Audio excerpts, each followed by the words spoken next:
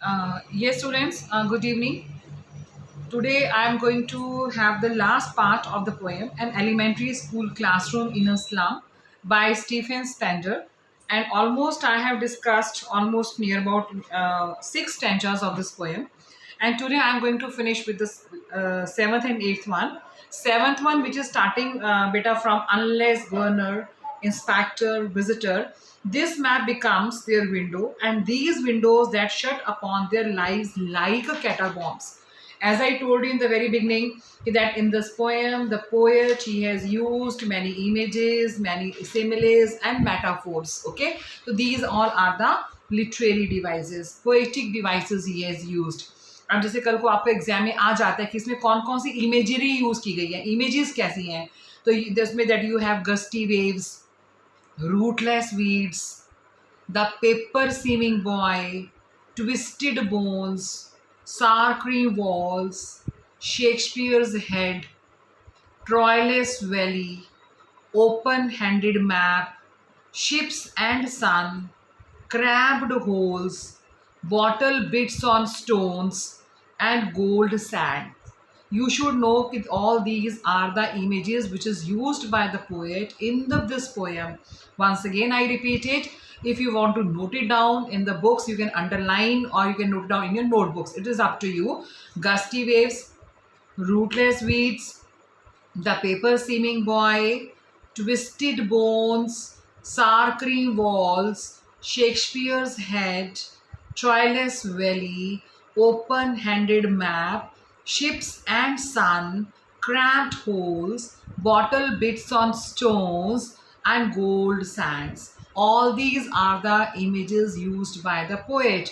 And in case you get a simile, बेटा Simli, what Simli किसको बोलते हैं, SIMILE, जिसमें कि कंपैरिजन किया गया हो यूजिंग द वर्ड लाइक और एज. जैसे आपकी पोएम में है लाइक रूटलेस वीड्स, कि उस लड़की के कैसे हैं बाल वगैरह, लाइक अ रूटलेस वीड्स की तरह की बिखरे हुए हैं उसके. Like bottle bits of stones, कि उन बच्चों की लाइफ कैसी है, like bottle beads on stones, कि किसी पत्थर के अगर हम बॉटल मारें तो जैसे वो क्रश हो जाते हैं, तो वैसे उनकी लाइफ कैसी है, crushed life of the slum children. अब जैसे लिखा हुआ है लाइक कैटाकॉम्स, वो आज हम पढ़ेंगे what do you mean by catacombs. And here they are using slum as big as doom, ये वाला भी है, अभी मैंने लास्ट वीडियो में आपसे शेयर किया था. एंड मेटाफोर्स क्या होता है बेटा, जिसमें कि कंपैरिजन इज इम्प्लाइड. मीन्स मैं कंपैरिजन ये नहीं करती, जैसे फॉर एग्जांपल मैं कहती हूँ शी इज लाइक अ रोज, कि वो लड़की कैसी है, गुलाब की तरह है. अगर मैं कह दूँ वो गुलाबी है, मैं लाइक ना यूज़ करूँ तो शी इज़ अ रोज बोल दिया, तो it is called as a metaphor. Metaphor के स्पेलिंग क्या होते हैं, METAPHOR. ओके, जैसे इसमें आपके हैं रैट्स आईज, उस लड़के की आंखों को जो क्लास में बैठा है उसकी क्या बोला गया है, rat's eyes. Father's gnarled disease, squirrel's game, tree room, future is painted with the fog, lead sky, spectacles of steel, all these are the metaphors. So now today in this stanza which I have read right now, in this the word is used here catacombs. Catacombs का मतलब क्या होता है, a series of underground tunnels, कि जहाँ पे हम किसके लिए यूज करते हैं, used for burying dead people. So what does the poet want to convey here?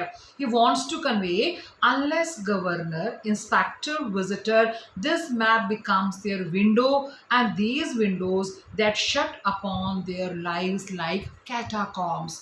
It is a very pitiable, very pathetic to visit the slum area, children, school, where they are made to sit, where they study. So now what does the poet want to convey? That an elementary school in a slum is ill equipped. Means the infrastructure, जो वहाँ की building है, वहाँ का पढ़ाई का जो माहौल है, that is very very poor, and no real teaching और लर्निंग इज पॉसिबल. जैसे पहले भी उसने एक सार्काज्म किया था, विट किया था, है ना, कटाक्ष मारा था कि कमरे के अंदर यही उन्होंने फोटोज लगा रखी हैं, शेक्सपियर का हेड लगा रखा है, मीन शेक्सपियर का पोस्टर लगाया हुआ है, वहाँ पे आपका वर्ल्ड मैप लगा रखा है और वहाँ पे बहुत सारी नेचर ब्यूटीफुल सीनरीज लगा रखी हैं। तो एक कटाक्ष था ना कि हम रियल लाइफ में तो उनको चीज़ें नहीं दिखा सकते हैं, but still we are playing with their emotions. तो यहाँ पे इस वाले स्टैंजा में वो क्या कहना चाहता है कि what does the reference to the why this reference is given to the governor, inspector and visitors imply the elementary schools in the slums exist merely for the namesake only। सिर्फ नाम के लिए schools हैं वहाँ पे। they are poor in infrastructure with hardly any teaching, जैसे मैंने अभी आपको बताया है। तो these schools spring into life, in schools में तभी जान आती है जब यहाँ पे कोई गवर्नर आता है। लिखा ना unless means कि जब तक कोई यहाँ पे गवर्नर, इंस्पेक्टर, कोई विजिटर आता है, अनलेस, अदरवाइज तो यहाँ पे क्या है, डार्क है, बिल्कुल डार्कनेस है, लाइफ इज़ वेरी स्टेबल, कुछ नहीं है मूवमेंट यहाँ पे। जिस दिन यहाँ पे गवर्नर, इंस्पेक्टर और विजिटर की विजिट होती है तो on that day the school becomes very lively. लिखा होता है ऑन सार क्रीम वॉल्स, तभी किसी डोनेशन मिलती है तो तभी वहाँ पे पेंट वगैरह होता है। तो यहाँ पे what does the poet want to convey कि that these schools spring into life, इनमें तभी जान आती है व्हेन अ गवर्नर और एन इंस्पेक्टर और a visitor comes to visit the school. अब फिर वो क्या कहना चाहता है कि this map becomes their window, means the map is a symbolic of the world beyond, but the slum children are never able to become a part of the beautiful world and have their hopes and aspirations fulfilled. So the open-handed map in the classroom only show them glimpses of the world.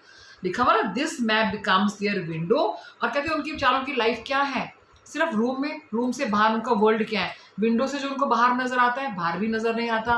जैसे आपको मैंने पहले बताया था कि जो city की walls होती हैं, that they are very big city walls are there, वो चारों तरफ सीमेंटेड वॉल्स ही वॉल्स हैं, धुआं है, पॉल्यूशन है, where they are made to sit. तो कहते हैं this map becomes their window and these windows that shut upon their lives like catacombs. तो what does the word windows यहाँ पे क्या मतलब है, द वर्ड यहाँ पे विंडो का मतलब यहाँ पे है it is the symbolic of the world. यहाँ पे विंडो का मतलब क्या है, of the world beyond the slums. The slum children look expectantly at the beautiful world beyond the confines of the slums, but these sights and glimpses are shut upon them as they are deprived of opportunities and means. Means वो window से बाहर बेटा दुनिया देखने की कोशिश करते हैं, बट उनके लिए सारे दरवाजे बंद हैं क्योंकि उनको लाइफ में अपॉर्चुनिटीज़ नहीं मिलती हैं। This map becomes their window, उनका सिर्फ जो मैप है वो सिर्फ विंडो तक सीमित है, and these windows only, and that shut upon their lives like catacombs. This one is very very important. Explain shut upon their lives like catacombs means the slum children, they are deprived, जैसे मैंने आपको बोला है, they are deprived of या they are denied of the bounties of the world beyond their slums. Their lives are shut up in the cemeteries of these slums where they slither and slog, जहाँ पे वो रात दिन स्लीदर करते हैं, slog करते हैं, to make both ends meet. एक फ्रेज है कि जीने के लिए, 2 टाइम की रोटी के लिए उन्हें रात दिन मेहनत करनी पड़ती है। उनकी जो लाइफ है वो कहाँ तक सीमेंटेड है, इट लाइज लाइक कैटाकॉम्स, कि जिस तरह से एक अंडरग्राउंड में हम खुदाई करते हैं, डेड लोगों को खुदाई करके उसमें डाल देते हैं अंधेरे में, इसी तरह से उनकी भी जो लाइफ है बेटा वो अंधेरे में है। They are denied of the bounties of the world beyond their slums, their lives are shut up in the, वो कहाँ पे है, सीमेट्रीज। सीमेट्रीज का मतलब उनकी कबर कहाँ पे बच्चों की, सिर्फ वहाँ पे स्लम एरिया में है जहाँ पे वो रात दिन 2 वक्त की रोटी के लिए मर रहे हैं। तो कई बार आपको ये क्वेश्चन आ जाता है, ये वाला, this question sometime comes in exam, ये shut upon their lives like a catacomb. Catacomb means जहाँ पे डेड बॉडीज़ को हम दबाते हैं सीमेंटेड एरिया में, उसको खुदाई करते हैं, तो इसी तरह से उनके लिए सीमेंटेड एरिया कौन सा है, देयर स्लम एरिया, कि how their lives are comprised, consist of only the slum area. So these children, they are denied of all these luxuries, they to fulfill their dreams, aspirations, they are never given the opportunities and means to win the world. अब last में वो क्या कहता है, what does the poet says to you, that break open till they break the town and show the children to green fields and make their world run azure on gold sands and let their tongues run naked into the books. So what does he wants to convey? Azure का मतलब यहाँ पे क्या है, bright blue in color, bright blue in color like the sky. So what he says here, run naked into the books, the white and green leaves open, history theirs whose language is the sun. अब यहाँ poet क्या कहता है, what hopes does the poet see in these lines? The poet hopes that these children, वो ये मान के चलता है कि कभी एक दिन आएगा जब ये बच्चे क्या करेंगे, they will break free from the chains of the slums, they will rise above from all the problems, atrocities and economic injustice, and they will create a beautiful world for themselves. That break open till they break the town and show, and he believes कि हमें कुछ करने से पहले शायद ये बच्चे अपना एक अलग से दुनिया बनाएंगे, beautiful world for themselves. And what kind of a world does the poet visualize for these children? The poet visualizes a world where these children will be free, जहाँ पे बिल्कुल उनको freedom होगी, just to have a fun and frolic, to move around on the sea beaches in the carefree manner, and that they would not be troubled by the injustice. कोई इनके साथ injustice नहीं करेगा. यहाँ पे poet उनकी life में किस तरह का world को visualize कर रहा है कि that where these children will be free to move, to wander, to bask anywhere in the fields, in the country, anywhere, and nobody is going to trouble them. There won't be any sort of injustice to be done with them. And what does green fields and दिखाओ ना यहाँ पे बेटा देखो, break open till they break the town and show the children to green fields and make their world and run azure on gold sands. लेकिन यहाँ पे what does this green fields and make their world symbolize? The expressions are symbolic of a happy life, carefree life. It refers to a world कि जहाँ पे social and economic injustice नहीं होगा, जहाँ पे वो अपना उनको पूरा राइट मिलेगा to live their happy life. लिखा हुआ ना, and show the children to green fields and make their world. वो अपना संसार बनाएंगे, अपनी दुनिया बनाएंगे, पूरी दुनिया की बाउंटीज़ को एंजॉय करेंगे, लेकिन वो कैसा वर्ल्ड बनाएंगे जहाँ पे कोई सोशल इनजस्टिस नहीं होगा, जहाँ पे उनको पूरा राइट होगा just to live a happy life. फिर लास्ट में वो देखो बेटा यहाँ पे क्या कहता है, run azure on gold sand and let their tongues run naked into books. तो पोएट यहाँ पे क्या कह रहा है बेटा, the poet strongly feels that the lives of these children will be very miserable and unfulfilled. लिखा हो ना, run azure on gold sands means that they will be living their own life, they will be living a happy life. And let their tongues run naked into books means इन बच्चों का तभी हम इनकी ज़िंदगी को चेंज कर पाएंगे जब तक कि ये लोग पढ़े लिखे नहीं होंगे. Thus he wishes that these children be exposed to the world of books. They should be educated. मतलब वो चाहता है कि इस तरह की जो हमारी स्लम की जो चेन है उसको हम कैसे ब्रेक कर सकते हैं, while providing them an education. Provide them the education.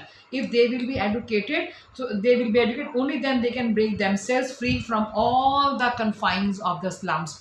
Only then only they can create. लिखा ना, let their tongues run naked into books. इस वाले एक्सप्रेशन का मतलब यहाँ पे क्या है कि दैट हमने उन बच्चों को एजुकेट करना है. जब हम उनको एजुकेशन दे देंगे, एजुकेटेड बना देंगे, तो then they will be free to make their world of their own, where they are free to bask in the sun, where they are free to run azure on the gold. अपनी मर्जी से इधर उधर, कोई injustice नहीं है, openness है, freedom है, कोई उनको रोकने टोकने वाला नहीं है. तो then what does the word, यहाँ देखो लास्ट में दिया हुआ है कि that what is given, word sun. अब इसमें एक सन वर्ड भी तो आ रहा है. ये सन क्या है? Sun is a symbolic of the grace and light of God. अब यहाँ पे सन का मतलब है that is education. The poet strongly feels that it is the education alone that can provide them respect in the society. बेटा पढ़ाई लिखाई बहुत ज़रूरी है, तो इसलिए कहते हैं कि always focus on the studies and study can change your life. If you will remain uneducated in the life, you want focus on your studies, तो then you can see that what your life will be there. Now the last line is given again that history is theirs whose language is the sun, means that is your education. कि one can make a mark in history. आपको सबको पता है कि if only one outshines others, अगर हमें history में नाम बनाना है तो हमें दूसरों को हराना पड़ेगा, तभी हमारा हिस्ट्री में नाम आएगा. One has to outshine and glow like the sun. People who have the courage and the conviction to break free from the constraints of life are the ones, बेटा हिस्ट्री कौन क्रिएट करता है? जो आम norms को तोड़कर वो अपनी एक पहचान बनाए। तो ये बच्चे अपनी हिस्ट्री कैसे बनाएंगे? जब हम इनको क्या प्रोवाइड करेंगे? Sun symbolizes education. Okay, that history is theirs whose language, वो अपनी अलग से पहचान हिस्ट्री समाज में कैसे बना पाएंगे? सिर्फ एक एजुकेशन के थ्रू बना पाएंगे। तो इसलिए हमारा क्या फ़र्ज़ बनता है? हम मैक्सिमम से मैक्सिमम बच्चों को राइट और रॉन्ग का ज्ञान दें, उन्हें एजुकेट करें, ताकि वो एजुकेशन लेने के बाद through after getting the education they must come out from the slum area, and that will help them to create their own world free from all the injustices, and where they can bask, where they can fun and frolically they can enjoy all the bounties of nature which are given to us by the God. So this is what he says, that great men are not different people, but those who do things differently holds absolutely true for people who create history with their strong determination. So now at last, what does the poet say? Now the poet says here that if you want to help these children, so the most important help is to provide them help. What sort of help? Only through education. जितनी आप उनको education दे सकते हो बेटा, अगर हम उनको जितना उनको राइट और मतलब बुरे का और सच का ज्ञान होगा, गलत और सही का ज्ञान होगा, उतना ही that they will be able to break the chains of the slum area. But the way they are leading their life in the slum area, that is very heart rendering, that is very touching. So it's a very beautiful poem. The poet has used here many metaphors, many similes, many images with the symbols he has used, and the message he wants to convey here is that he makes in this poem a frantic appeal to the educated and the affluent. Affluent का मतलब क्या होता है? जो ऊपर समाज के लोग होते हैं, sections of society, to do better या just to better the lot of slum children whose only hope is education. कि जो हमारे बहुत एक जाने माने, जो हमारे सेक्शंस ऑफ सोसाइटी के बहुत जेंटल पीपल होते हैं, उन सब से क्या रिक्वेस्ट है? उन सब से रिक्वेस्ट है कि kindly provide education to these kind of children that condemned as they are to life long. नहीं तो ये सारी ज़िंदगी भर बच्चे क्या रहेंगे? दैट इज़ कंडेम्ड, हमेशा नीचे रहेंगे इन देयर पावर्टी, हेट में, want and dirt. These children must be provided opportunities to experience the beauty and the joy of life and learning. And the poet here, what he does it, that he requests to all the readers, to everyone, to show their sympathetic attitude towards these children. This poem, it is a bitter criticism of the state of education in state schools, in slums, कि slums के schools में अभी भी बच्चों की क्या condition है. तो this is what is a big criticism. We have to understand that what is happening in fact, really what is going on with these kind of slum children. So ठीक है बेटा, with this I sum up my part 3 of this poem, and at the request of my students that I'm going to next give you the you can say that I'm going to have the recordings of the prose, and we shall be working on that. ठीक है बेटा, thank you, have a nice day, may God bless you all and live a long life. Thank you बच्चे, love you all, thank you.